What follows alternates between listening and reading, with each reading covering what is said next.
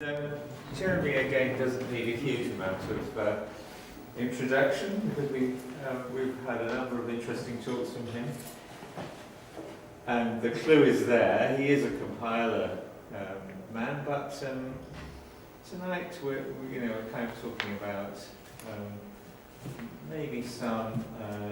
Well, no, it's pretty core, isn't it, for the sort of stuff you normally do? Yeah.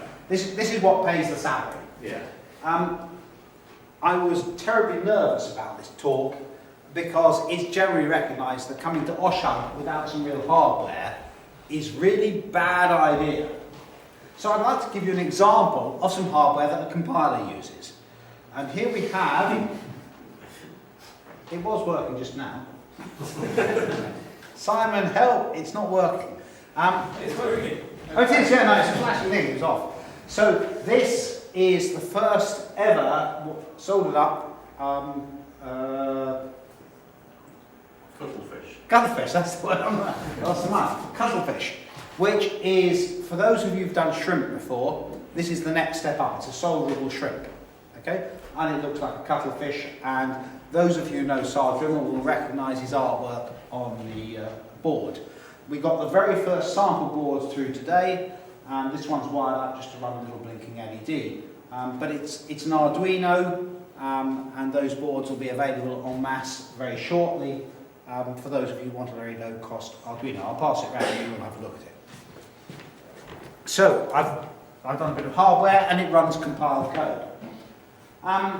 My history, years and years and years ago, I wrote a textbook on how to do compilers. I was a university lecturer at the time, and I was asked to run a second-year course in half a term on compilers. And there are some very good books on compilers. In particular, I'd recommend Aho Sethlin-Ullman's book, but they are also very thick and very long, and it was clear that no second-year student would indulge themselves in a 600 or 700 page book.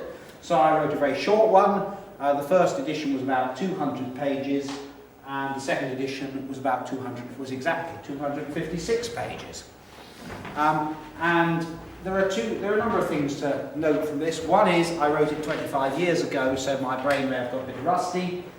Second thing is you don't make any money from academic textbooks, though you will be pleased to know that had it ever been made into a film, I would have had 50% of the profits.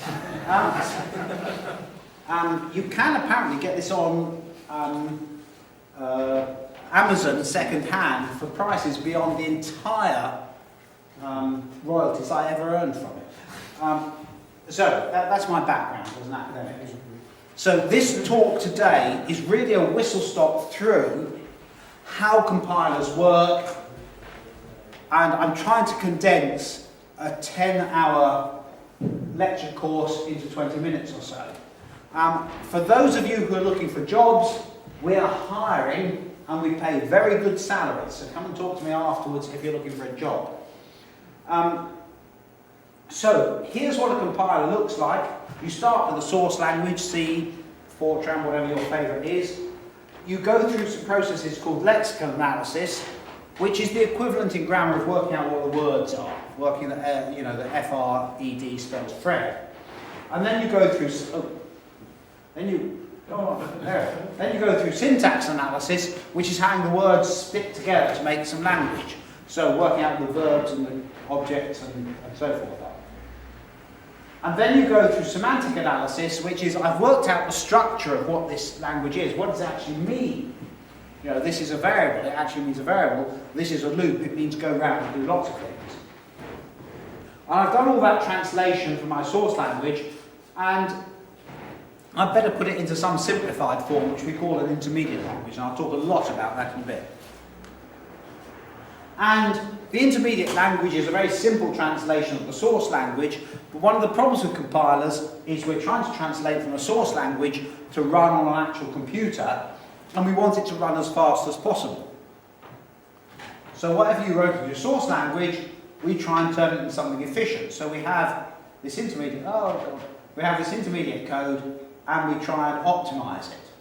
And having optimized it, well, we're actually generating for a real compiler, for a real target machine, whether it's Intel or an Arduino or whatever. So we have a code generator which generates the target code for the compiler. And we can still optimize that. And then, of course, when we generate the code, just raw translated code on its own is no use. It needs to know how to do things, like how to print a value to the console. And so we have a runtime system that we tie in with it there. And simplistically, this bit of syntax analysis of getting down to the intermediate language is called the front end. And this bit that goes from the intermediate language to the target language is called the back end. And these days, what you tend to find is people try and split this bit out, the intermediate code optimizer, and they call that a middle end. So we have 3 ends in a compiler. So how do we describe a language? And that's the first thing. Before you can analyse your language, you better know what it means. And I'm not going to go into this because this is not what this talk's about. But we use formal grammars. And formal grammars are just a set of substitution rules. They say, if you've got something that means A, you can replace it by B. So if you've got something that calls a for loop, you can replace it by the word for, followed by an assignment to a variable, followed by an increment rule, followed by a termination rule, followed by a block of code. So here we have an example of very simple grammar. It says S can be replaced by A can be replaced by A, followed by X or by Y, and B can be followed by Z. And that's actually the grammar that describes the language that consists of any program that is an X followed by any number of Ys, sorry, it's Y followed by any number of X's followed by Z. Okay? Very simple pattern matching rules. There are various restrictions on what these rules may be. The linguist Noam Chomsky defined them all, defined various types of grammars, type 0, type 1, type 2 and type 3. Most programming languages are what are called type 2 grammars, which means that you have a single symbol on the left and just simple symbols on the right. They're called context-free grammars.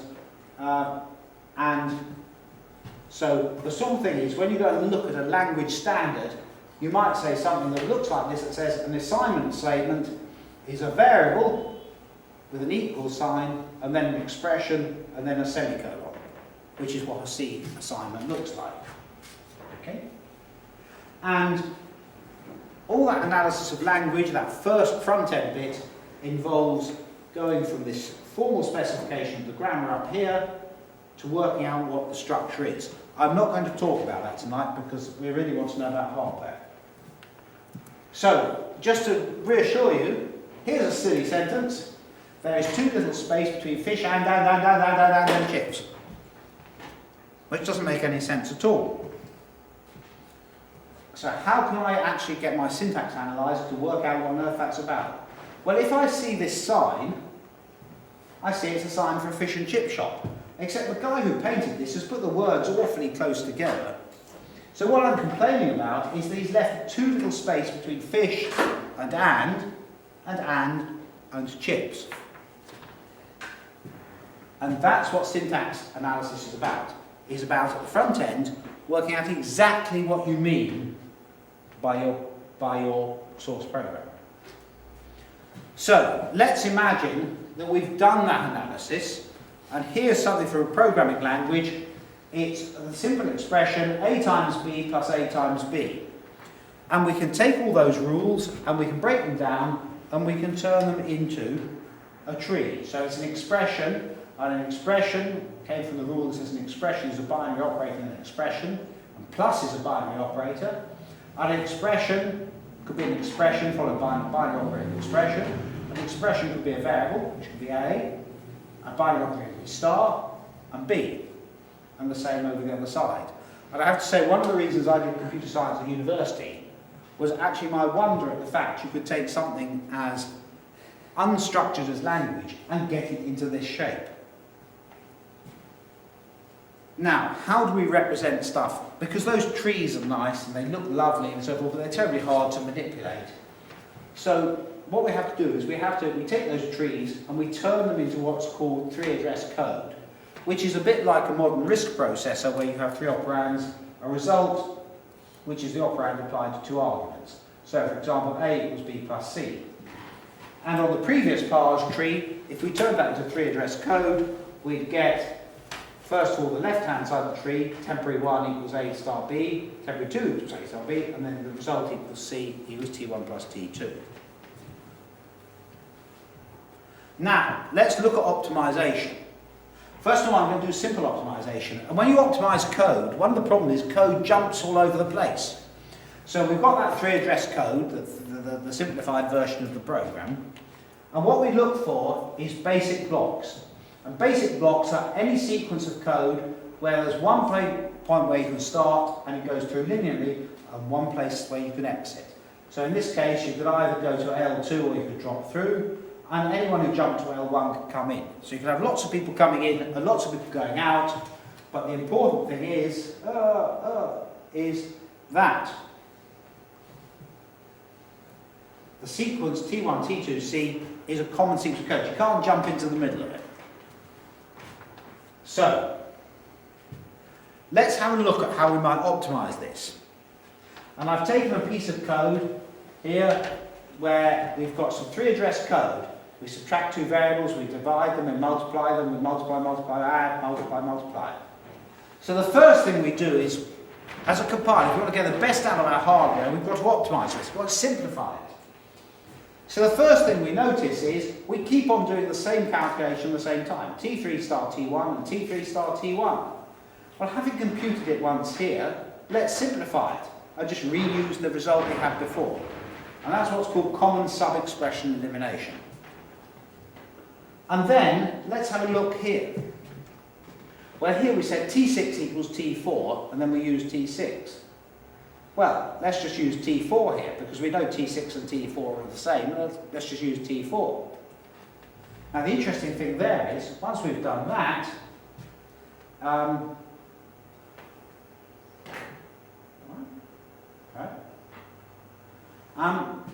we notice here, we've also got another one here, that we've got T4 plus B, and another one used again. Let's reuse that one as well. Okay? Now the interesting thing is here, that we find that T6 and T7, we've computed them, we don't actually use them. Okay? Okay? Well, we copy propagate that one again. T7 equals T5, let's copy it there. But we don't use these two at all now. Let's get rid of them. Why would we bother calculating them at all? So suddenly our code's got a whole lot shorter. Now here's another one. We say T1 equals 4 minus 2, but we know what 4 minus 2 is, we know it's 2. Let's simplify this, let's put 2 there. Well, now we've got a simple assignment, we do copy propagation. T2 equals T1, T1's used twice there, let's just replace it by 2. And we don't need T1 anymore, so we can get rid of that. It's dead code elimination. Again. And then we say, oh, well now we've got T2 is T2, let's make T1, T2 equals 1. And we can substitute 1 wherever T2 is used. Up here. Okay? Well, now we've got that, we don't need T2 anymore, so we get rid of that. So you see, by doing a sequence again and again and again, we've suddenly gone from that 7 or 8 or 9 lines of code we had to just 4 lines of code. Our program's got a whole lot simpler. Now, here's another one. Hold on, we said T3 was A star dot 1. What's A times 1? I. Exactly. Let's not do a multiplication. Multiplications are expensive. Let's not do it. So T3 equals A. Hold on, that's just a simple assignment. Let's replace T3 by A through here. So now, we can put A there. Well, why do we need T3 at all? Dead code elimination. So now we've got down to just 3 instructions, and we started with, what, 8 or 9 originally? And that's simple, that's just simple code optimization. Now, one thing that's noticed is that for most computers, multiplication is expensive and addition is cheap. But multiplication is the same as addition. So let's replace multiplication by an addition. So there, what we've done is, we've now got to 2 additions and 1 multiplication, where before we had 9 instructions with loads of multiplications and additions and everything. Let's go back. Yeah. So that is entire simplification. Now notice that went on entirely independent of what my architecture is, beyond a fairly simple assumption that on my architecture multiplication costs more than addition. So independent, whether that's a Motorola, an Atmel, an Intel machine, this is a good idea. It's entirely generic. So that's local optimization at an entirely machine-independent way. The next thing we look at is, let's look at what happens when we generate a code. Now this is a simple machine.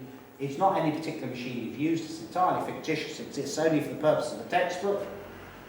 But let's look at the things we do. This is what's called peephole optimization, where we look at the code we've generated, we've turned it into the machine target to spend the code for our machine. Let's look at silly things that we might be doing. Well, what happens if we see a code, something where we store something into memory? What's the next thing we do? We load it out of memory straight away. And if you look at raw GCC code, this happens an awful lot of the time. Hold on, I've just stored it in R1 from R5. Why do I need to load it in R5 again? I can just get rid of that load. It was in R5 anyway. Remember, that means store the value at 32 on R1 in R5 and then load it back in there. Well, hold on, I've just done that. So we just turn it into a simple store. What about this? I've got a load of code with no label on it. Well, I can't jump to it. Let's get rid of it. Let's just have the code that I can actually jump to. It's got a label on it. What about, hold on, I do a branch if equal to L5. What does L5 do? Branch to L7. Why don't I branch to L7 directly? Now the interesting thing here is, of course, if no one else branches to L5, I can just get rid of L5 anyway. Arithmetic manipulation. Here's an example. I load address, 1 on R0. This architecture, R0 is always 0, so that's a way of loading constant 1 into R5. And then multiply R5 by R3. Hold on, multiplying something by 1 doesn't change it. So all I need to do is load the 1, so I've got the right value in R5. I don't need to multiply because that doesn't do anything. Here's another one. Load A, R2. So let's load 2 into R5. Okay? Now I multiply R5 by R3. Hold on.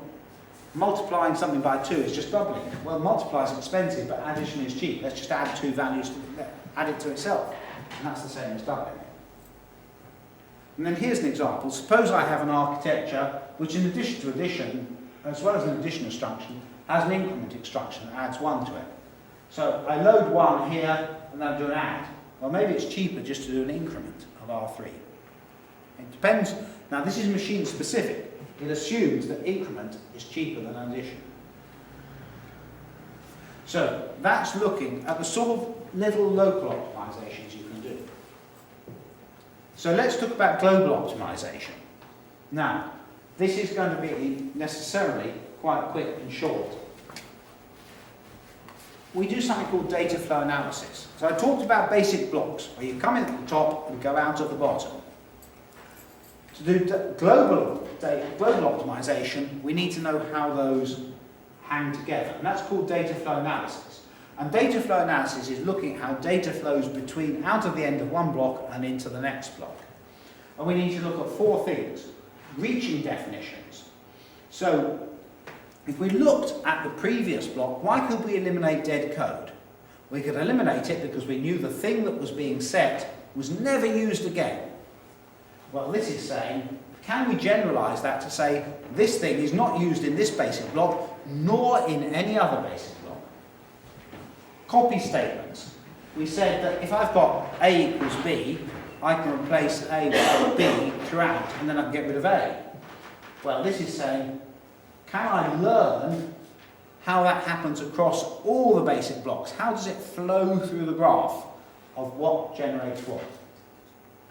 Available expressions. Remember I did common sub-expression elimination. I said, well, I've got some result equals T3 plus 1 and then T3 plus 1 again. Let's just use it to compute it once. I did that within a basic block, but I could do the same if I knew that when I saw the same calculation in different basic blocks, they held the same value. And lastly, live variables. I can get rid of any variable when it's dead. It's never used again. I did that within a basic block. Can I compute that across the whole flow graph? Oh, I look through all the ways this variable is used. It's never used anywhere else in the program. So once you can do global optimization and look outside more basic blocks, you can deal with things like loops. So here's an example of one code global optimization, code hoisting. What can I don't want to do this every time in the loop, because it looks constant. I'm saying yes to a 0 every time. Why do I do it time and again in the loop? Let's lift it outside the loop. And this is called code hoisting. And I can do that at an optimization level if I've got a global data flow analysis. That means I can see that that variable doesn't change inside that block, and I can lift it into the outer block. Global, now this is a harder one, induction variables. Look at this loop here. I'm trying to build a sum. I've got sum equals 0, n equals 10. And I said, well, p equals n times 2. I make the sum equals sum plus p. So this is going to add, actually, the values of 10, and then I'm going to reduce n. So this is going to add 20 plus 18 plus 16 plus 14 and so forth. But I'm doing a multiplication every time in the loop, and we know multiplication is expensive.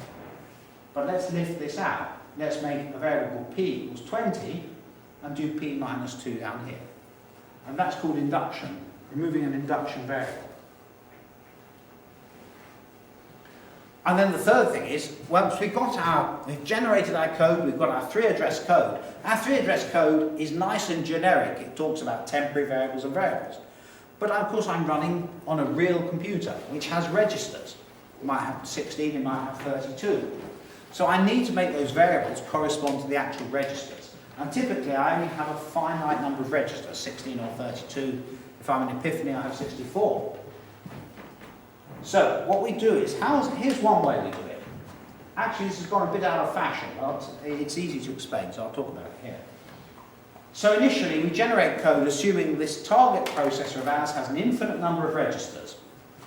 Okay.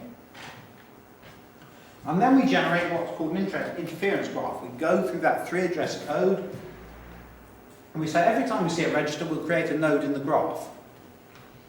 And then we'll create an edge for interfering registers. And by an interfering register, I mean they're both live at the same time. They're both expect to hold values at the same time. So they can't be the same register, okay? Because they've come from different parts of the graph. Okay? So I've now got a graph with a whole load of nodes, and they connect if they interfere, which means they can't be the same register. Now, if I can colour the graph with n colours, the number of registers I've got, I'm in Clover, because then I can just outline the registers. So here's one way to do it. Find any node with less than n registers. I've got 16 registers. I find a node with only 14 registers. Well, they've got 14 colours. I'll choose another colour that isn't one of their 14, and I'll give it to me. And at that point, I can say, well, I've dealt with that register. I can remove that register. I can remove all its edges, and that gives me a simpler graph. And I'll repeat the process again. I say, now with that simple graph, can I keep on doing it? And I keep on doing that. And if at the end I've got no graph left, that means I've managed to colour every register. Of that infinite number of registers, I've managed to get them down to my 16 or 32, whatever it is, and I've got a register number for each of them, a colour. Okay? And that's great, because then I can just generate code with those register numbers. If not, I get stuck. I'm going to have to change the code. I'm going to say, well, I'm going to have to put this register into memory so it frees up, and I can reuse it for colour. So I have to, that's what's called still code, and then I retry the algorithm. So this isn't the only way of doing register. There are other algorithms here. And one of the problems with this is that this is actually what's called an NP-complete problem. So it may take you a hugely long time to solve generically.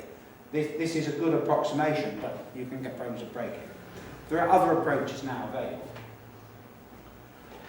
So that's about global optimization. When we talk about compiler optimization, we're not really talking about optimization in the sense that the code is optimal. It's the best possible. So this guy called Henry Maslin said, what about if we try to generate the very best possible code? And the way he started was, let's try with all the possible one-instruction sequences. Do any of them match up to the original source code? If that doesn't work, let's try 2 instruction sequences. And we keep on going, then 3 instructions, 4 instructions, until we find one that works. Now, initially, you could only optimize up to 3 instructions. He eventually got up to 13 instructions. But more importantly, modern approaches have improved on that. And the actual local guru on this is James Pallister at Bristol University, who's spoken here before. And if you want to know about superoptimization, maybe we ought to invite him down to give a talk sometime. But let's give an example of how this works. So here's a very popular optimization function. It's a function in C. If you give it a number, if it's negative, it returns the value -1. If it's positive, it returns the value +1. And if it's 0, it returns 0. And this is, if you give this to GCC and don't turn optimization on, it'll give you, for a Motorola processor, a cold fire processor, it'll give you about 9 instructions with 2 branches in it. If you turn on -03, it'll optimize it, and it'll give you 6 instructions, but still with 2 branch instructions. But this is what superoptimizer gives you. It gives you 4 instructions with no branches. And the first thing is, the argument typically is in D0. The first thing it does is it adds D0 to itself.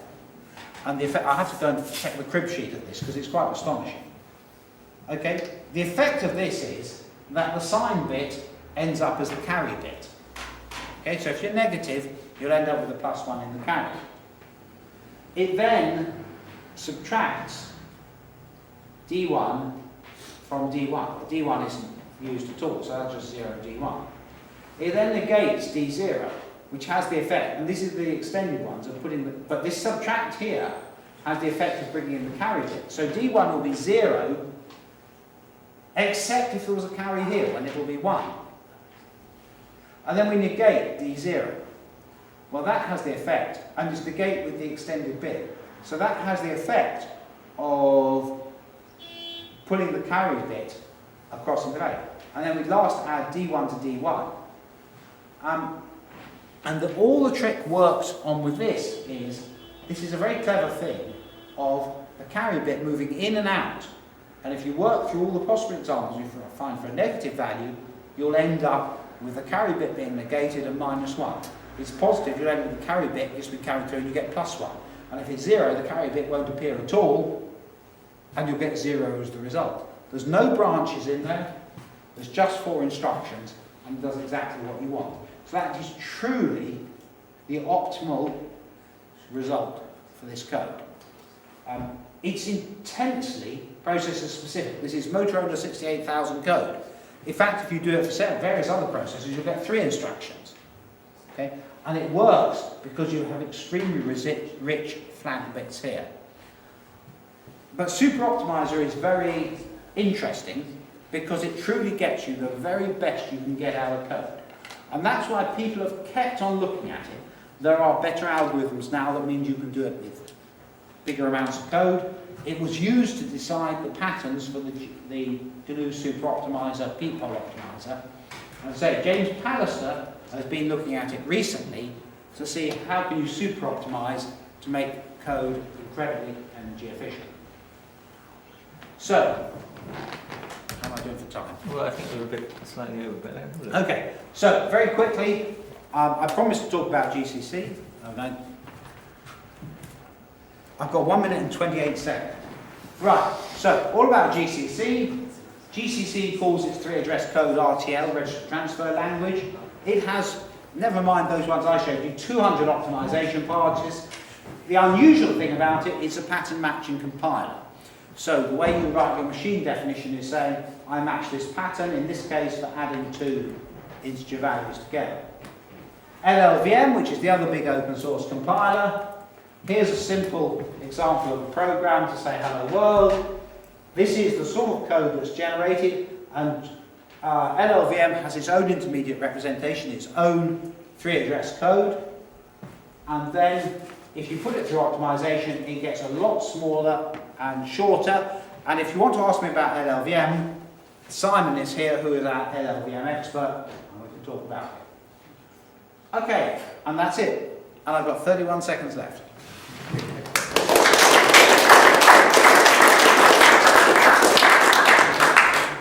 Actually, I've got a question for the audience, which is who's programmed in machine language in at assembler level? Good. Yeah, real So engineers. she didn't lose too many people. Yeah. Just to remind you, we're hiring, so if you want another job,